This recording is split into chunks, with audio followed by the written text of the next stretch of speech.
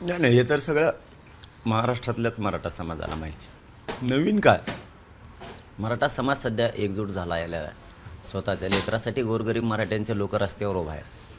थोडंसं मायादया सरकारनं दाखवली पाहिजे. आता मागचं सगळ्यांनाच माहिती आहे, त्याचा हिशोब वेळोवेळी होत राहतो आणि होतही असतो आणि पुढंही होईल. परंतु तुम्ही काय करणार आहेत आता, की ते काढण्यापेक्षा तुम्ही द्या. साधं सोपं विषय, आम्हाला कुणीही दिलं तरी मराठा त्याला डोक्यावरच घेऊन नाचणार आहे.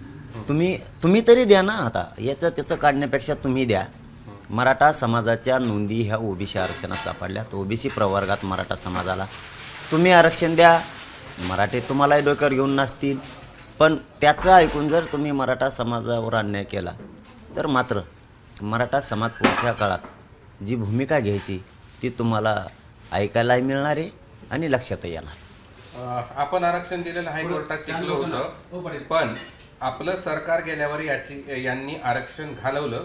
उद्धव ठाकरे यांनी मंडल आयोगाला विरोध केला होता असं देखील म्हटलं. आले परत तिथं तेच विषय आला ना. आमचं म्हणणं तेच आहे, सगळ्या महाराष्ट्राला माहिती आहे कोणी कोणी काय केलं, तुम्ही काय केलं, त्यांनी काय केलं, सगळ्यांना माहिती आहे. आता फक्त सर्वसामान्य मराठ्यांनी गोरगरिबांनी हा लढा उभा केलेला आहे. यांना न्याय द्या, म्हणजे हे आयुष्यभर उपकार विसरणार नाही.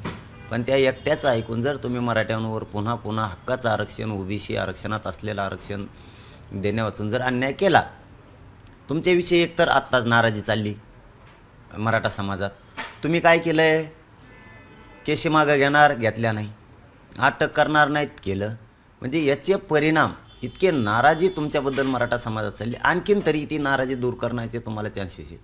तुम्ही 24 डिसेंबरच्या आत आपलं जे ठरलेलं आहे, लिहून ते करून जे ठरलेलं आहे त्याप्रमाणे मराठा समाजाला तुम्ही आरक्षण द्यावं.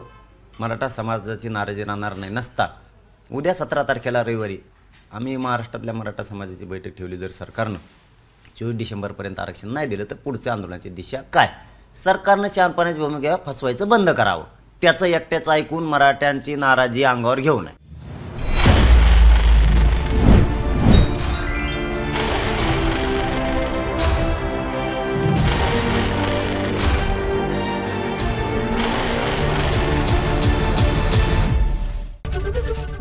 एबीपी माझा, उघडा डोळे बघा नीट.